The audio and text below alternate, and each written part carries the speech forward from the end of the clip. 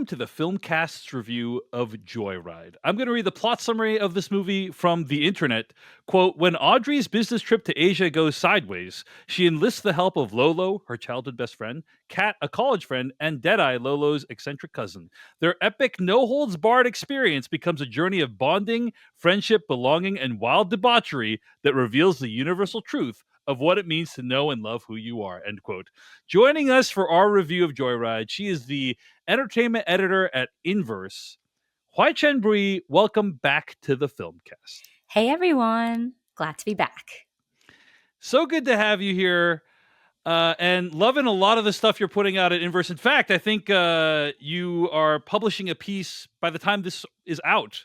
There'll be a piece about Mission Impossible stunts. Is that right? Good stuff, yeah. Yes, it actually just went up, and it's a feature I wrote about the evolution of stunts in Mission Impossible and how it kind of would push the stunt industry itself to evolve as well. And I talked to the stunt coordinator for the first Mission Impossible and then the most recent Mission Impossible films, Wade Eastwood. So I think it's a good piece. I hope you guys can check it out on inverse.com.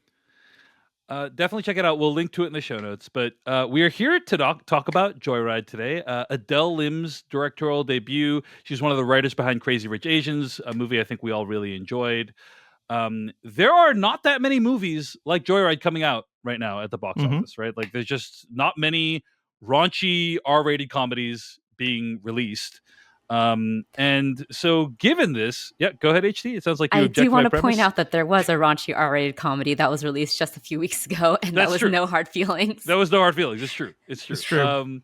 Thank you for undercutting my point right out the gate. This is why we love having you. This is why I'm here. This is what I'm here for. I think there might be one coming up starring a bunch of dogs. Also, Oh, yeah, true. it's true. That's true. It's true, yeah. I do want to see No Hard Feelings. Okay, yeah. look, I guess 3's a trend, but my point being, other than those 3, it's largely gone away as something that's in the box office these days. But there's nothing like being in a theater with a bunch of people being uncomfortable at some really raunchy jokes or laughing your ass off. So I'm curious, HT, did Joyride serve that function of an R-rated comedy for you? Did you have a good time watching this movie? I had an okay time watching this movie because I had a lot of anticipation for Joyride. I was really excited to see Stephanie Hsu's next project. I was really excited to see what Adele Lim had next after she was unceremoniously not kicked off, but kind of parted ways with the Crazy Rich Asians sequel.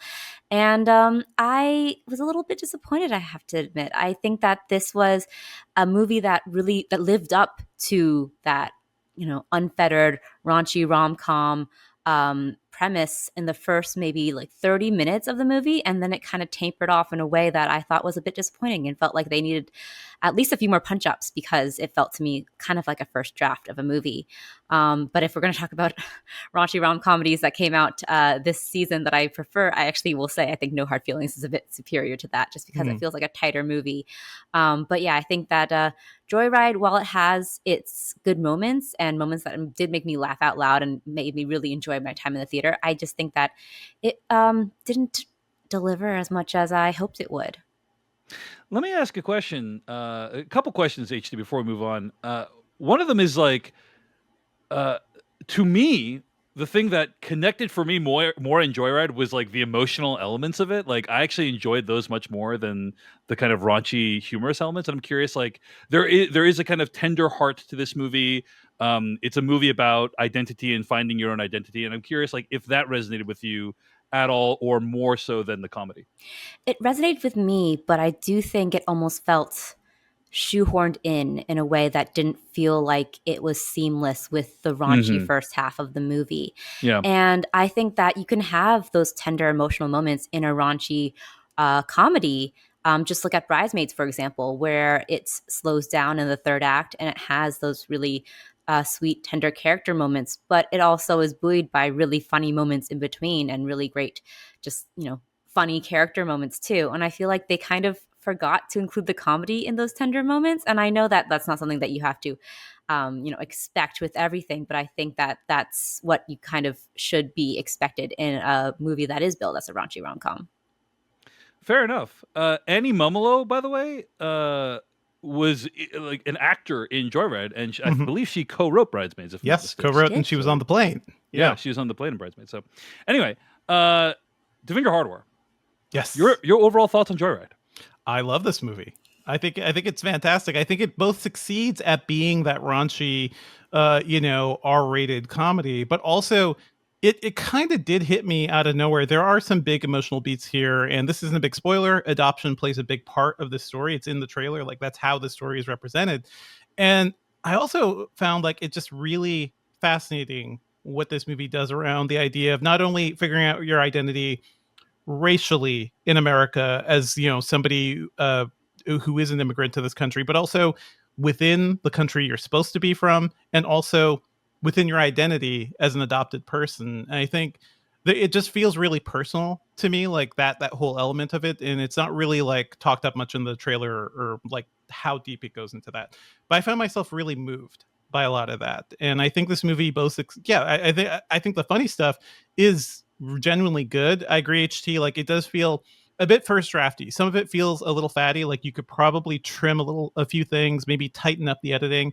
It almost falls prey to the Judd Apatow thing, where people are just kind of riffing for a little bit, and you can kind of feel that in some scenes. Yeah.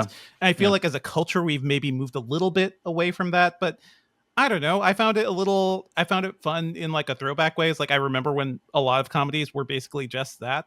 I really enjoyed all these characters. There's like, this movie kind of goes different ways than you'd expect. The main character, Audrey, Ashley Park's character, she's not just like the boring straight-laced woman who's like dealing with all her raunchy friends, her crazy childhood friend, her movie star friend. Like, she gets in on the action.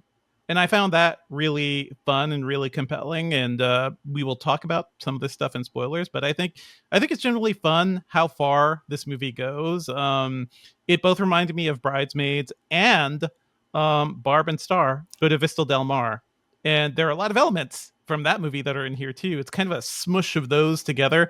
I almost think this movie could have been a little crazier. I feel like it kind of builds up to the zanier moments. And maybe we could have had some of that in the beginning, although I think that playground scene is a good introduction. That was also in the trailer, and I think that always got a huge laugh from audiences. So, I'm mainly taking away like really good feelings from this movie. I dug all the characters; they're all just really funny. Sure, it could be tightened up. I think maybe if they get another shot at something similar to this, I would love to see the sharper version. But I genuinely enjoy what we got. Jeff Kanata, your thoughts on Joyride? Well, Dave, I guess you could say my thoughts on Joyride are best summed up in the form of a limerick. Let's hear it. I promise you I'm not a prude. I know where this is going. Great opening. But I found the jokes a bit too lewd. And rude. What I didn't expect was that I would be wrecked in tears by the time it concludes. Woo! That's nice. a journey, Jeff. Yeah, Wow. real journey. It was a journey for me, this movie. I fall much closer to HT in my assessment of this movie. I found the humor a bit forced, and it just didn't land. I mean, comedy is a tough thing to judge, right? Because it either works for you, it doesn't. It's hard to make a sort of objective assessment of it. But being extremely subjective, the first, Devindra referenced the very first scene of this movie on the playground. The first scene of this movie, I thought, oh my God, I am going to love this. It's so funny immediately. I was also like immediately kind of emotional because it's such a sweet moment. The first scene of this movie. Yeah. And I'm like, oh, this is going to be one of my favorite movies of the year. It's going to be one of my favorite comedies of the year. I just can't, I'm so certain that I'm going to love it based on the tone it's set, the like just brash kind of, here we are. It was great. It had married this really funny moment with something very sweet and heartfelt. And I think the movie kind of struggles to do that subsequently, right?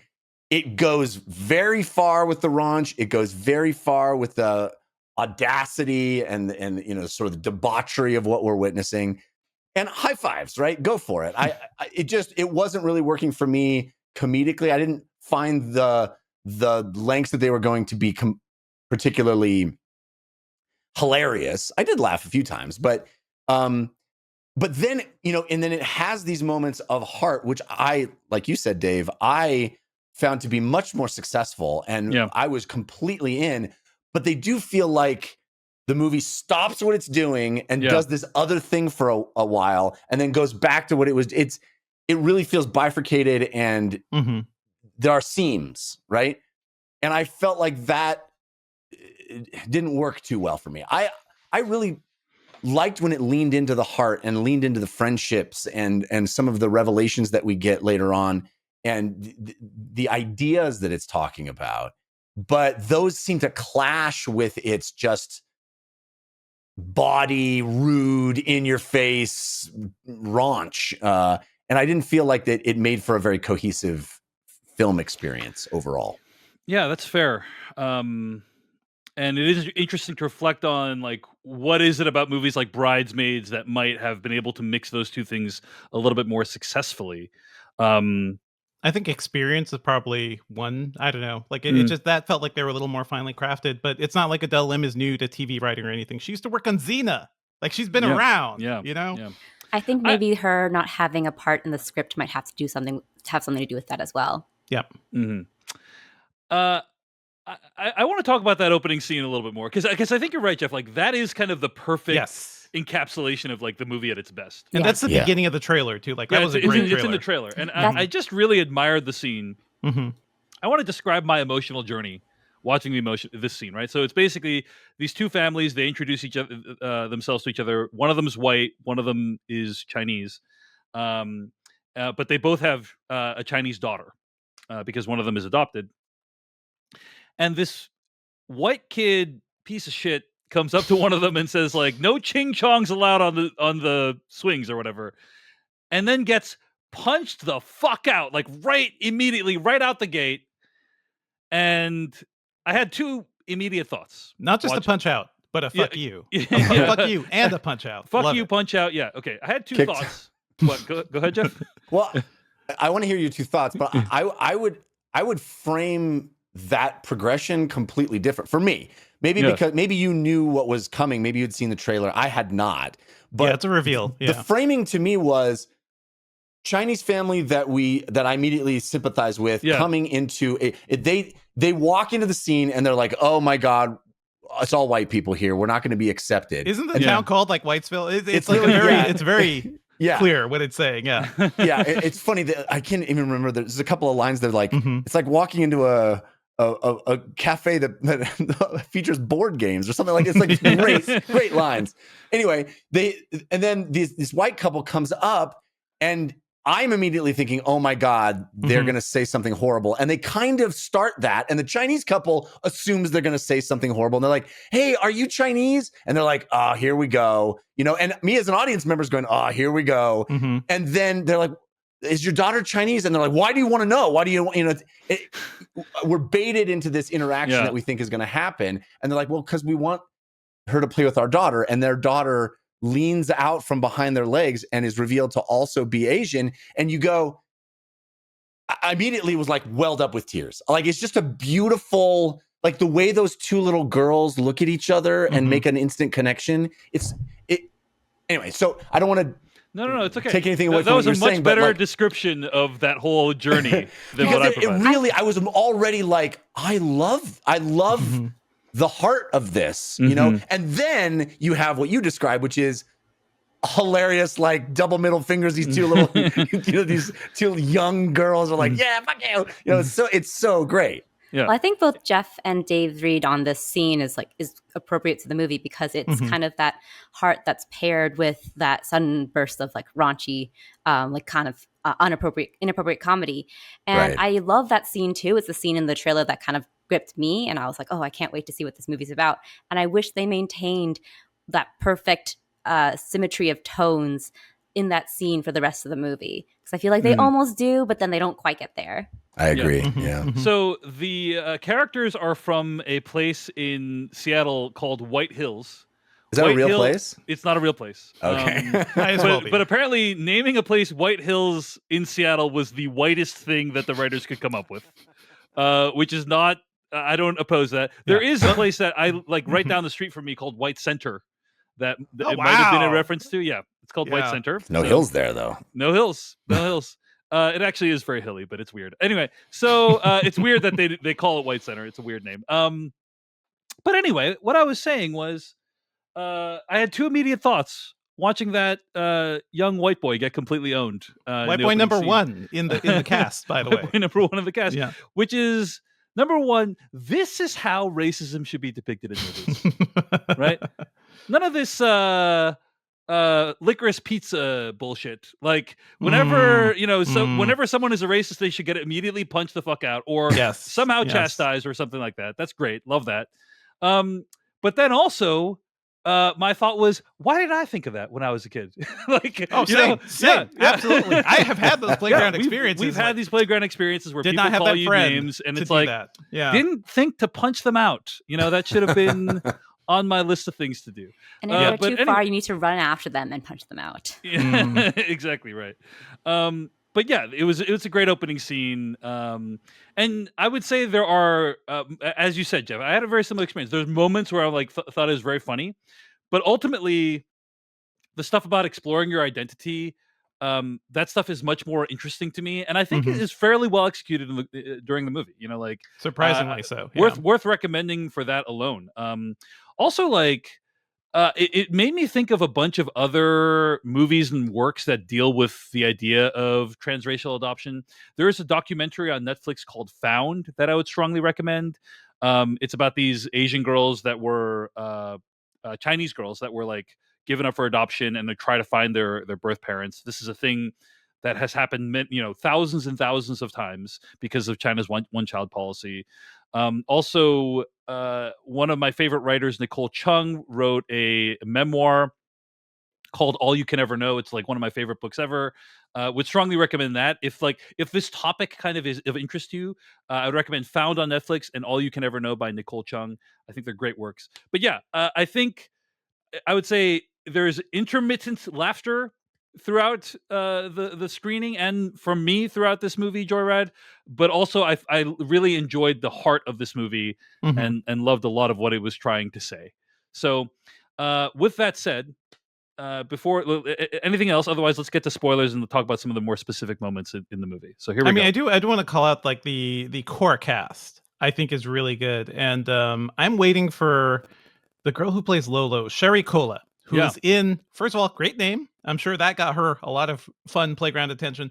But she's in Good Trouble, which is a show that we don't talk about that much, but it's a lot of fun. She's very good in it. I think they all I think they all add something to this. And I really like the character of Dead Eyes too, because that's a character who I don't think we really get to see much in any movies these days, especially a raunchy comedy. I think she gets to hold her own, and they have moments that I think are really great to see in a movie like this. So yeah, I just want to call them all out. I think Timothy Simons is in here a bit from Veep, and I think he is very funny as a sort of ally boss, but I don't know, he keeps stepping over himself. I like all those little bits because they feel true to life. There's a scene where they're playing, what is it? What do you call that? Squash. Yeah. But it's coming out of squash. Racquetball? Yeah, racquetball. Dave, other Dave, Jeff, Mike. Yeah, that was funny.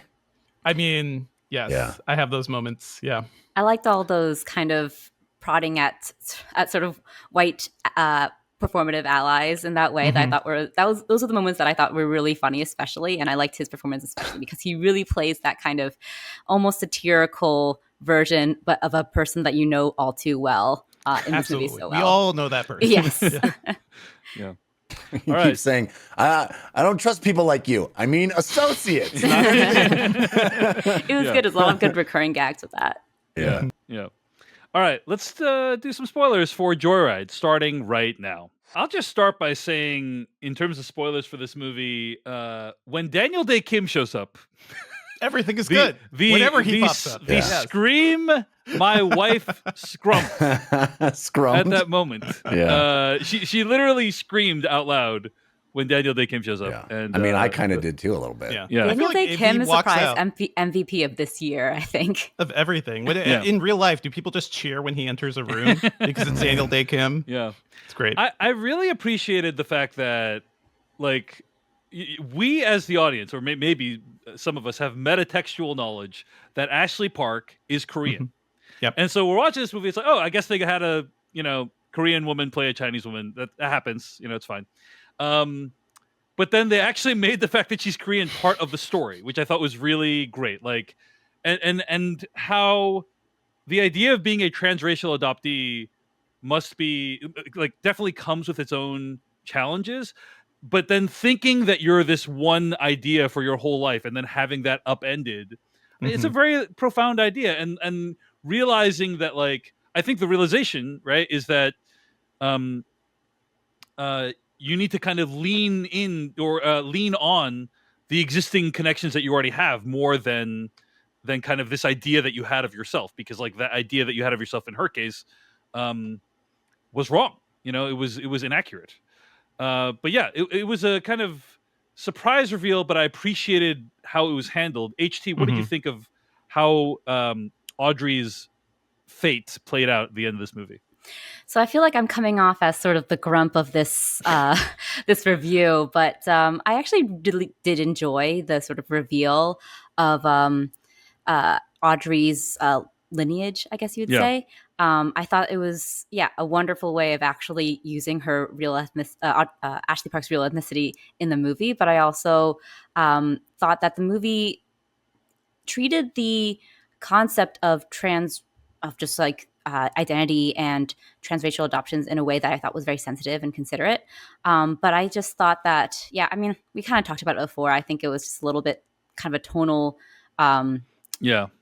suddenness when it came in. The last third of the movie feels like mostly a different movie. It feels they like did get that. They got a great moment where the family that loved her character, is like, "Oh, you're Korean? No, get the hell out of my house." That was pretty funny. That is great. Which is probably how that would play out. But but HT, sorry, you're about to say something. No, I can't remember what I was going to say now. Okay, but I think that the actual treatment of it was done really well. I just wish that it was part of it more, I guess. But I like how much time they give to her kind of having this revelation and dealing with it, and the whole sort of segment with Daniel Day Kim was really sweet and really nice. It had reminded me a lot of the sort of tone of Return to Seoul, the fantastic indie film that was released late last year, kind of mostly released wide this year. And I thought that if they had managed to marry those tones in a way that was more successful, I think that it could have been so much better, because you could have kind of like the comedic, version of Return to Seoul, but give that a bit more of that sort of accessible boost. Yeah, Return to Seoul, for those who don't know, is a great movie. And is very similar in plot. It's about like a woman who's trying to discover her birth parent, like going through the journey of discovering their birth parents, and like the impact that adoption has had on this character. Thinking about that movie, it's a very serious movie. It's like a kind of a bummer of a movie, I have to say. Like, it's not a bad movie. I think I recommend it highly, but like, it just makes me realize like how high the order of difficulty was for Joyride. Like the idea that you'd even attempt to blend this extremely personal story with some really raunchy comedy, nudity, sex stuff. It's difficult. And it wasn't always completely successful, but you got to admire them for taking the big swing, it's difficult to do that. So anyway, Devindra and Jeff, I'm curious if there's any moments towards the end of the movie that really resonated with you, or that stick out to you. I was mostly alone in that theater, but it was me and like some teenagers behind me who clapped when Daniel Day Kim appeared. So certainly. The video he plays, I mean, I was bawling my eyes out. I was bawling. I mean, straight up, like crying in the theater. When the video plays, and just this notion of, that mother, and it plays so lovely. Like the Daniel Day Kim character just seems like the greatest person you could ever. He's like has this calming presence, which is the actor brings that. But then during that video where she's like, and he's in the background going like, "That's not what you told me." It's like it's so great, and their relationship is. We don't get much of it. We just get this tiny snippet of it, but you can feel so much more there. It's really beautiful, but it is in stark contrast to shoving things up your ass and, do all the other parts of the movie that are, decidedly not that. So it's, I think Bridesmaids really is the touchstone, right? Which is a movie that is, the more I think about it and whenever I revisit it, it's like, this movie is kind of a miracle. Like, how did they just balance all these characters and all these things so well together? I loved it at the time, but that's a movie I love even more and more. It's tough. That balance is so tough. And then like this movie does straight up do the sort of like Barb and Star thing at certain points too. I love a surprise 3-way in a movie. I love that that's normal and acceptable. In life, In it's life, fun. exactly. This is there. And at the end of the day, you're not apologizing for it. You're not like, it's just like, hey, everybody had their night. That whole montage of everybody's night, I think was a lot of fun. And certainly like people started cheering in my theater because we didn't know how crazy this movie was going to get. And that part certainly surprised me too. You know? Yeah. The stuff in the hotel room was pretty funny. So I have one question. Mm-hmm. Just one, Jeff? One predominant question. I mean, I guess the answer is they were just going to always have sex in the dark, right? But what was her plan with the husband? Oh, yeah, There's going to be a tattoo. moment where the tattoo would be revealed to the boyfriend, right? I feel like that wasn't fully thought out, you know? She's just always, I really want it to be in the dark as possible in here. Well, yes, that's why the movie is about her, learning to accept herself and Yes. represent her true self to the people that she really loves. So, Yeah. that's why it's so important. So important. Also, I would say, important safety tip, if you are going to pretend to be a K-pop band in order to get through customs, Yeah, as you do. wear underwear. We're under. Don't live stream it. Don't live stream. Yeah, is don't another live thing. stream, especially Don't if live stream. you're doing something illegal. I do like how the whole like business plot of it just kind of dies by halfway through the movie because it's like it didn't seem, it seemed like her growth as a character is like you got to be beyond whatever this deal is to make partnership under this thing. Maybe more of a setup that she didn't really enjoy her job early on. I think would have been really helpful there Because at the end of the movie, she says, "I hate that job." I'm like, really? Okay. I didn't. Yeah, Used she to was like us. moved Yeah. to California for that job. Yeah. I mean, look, the movie does set up some of like, oh, you can Yeah. imagine being around all the Timothy Simons as characters would be challenging, but like, you don't really get a sense from her that she's like, she's "Oh, like it's perfectly stressful." adapted to Yeah. it. Which Yeah. Yeah. I wonder I if the understand hard that. Yeah. pivots of this movie from being sort of like this, girls' trip, raunchy comedy to suddenly being a much more tender story about identity and transracial adoption. I wonder if the first half was what kind of sold the movie to the studio. Like, this is a raunchy comedy with Asian women. They're usually so not able to express themselves in this kind of extremely lewd and extremely big way. And that was something that, I think it's in and of itself, that's something that's worth exploring too, because there is a sort of stigma with Asian women being allowed to express themselves in this way and being allowed to embrace their sexuality. But then it feels like two movies. It feels like they're like, okay, we can sneak in this little other path of this other story that we actually care about more in the second half.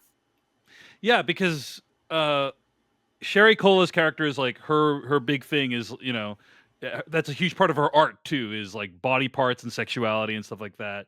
But I agree. It felt like there's a few like underdeveloped themes in the movie, but they're promising, but that weren't like fully, explored to the fullest extent they could have been. So, But also, I mean, it's a big, broad comedy, so it's hard to pick apart the plot in any real way because it's we're in a different logic here. But I also think the whole plan of actually finding her birth mother is there's no universe where that's going to work, right? Like you haven't seen your birth mother in a million years. You're like, hey, nice to meet you. Could you come and pretend that we've had this relationship for like find literally any person the and scheme.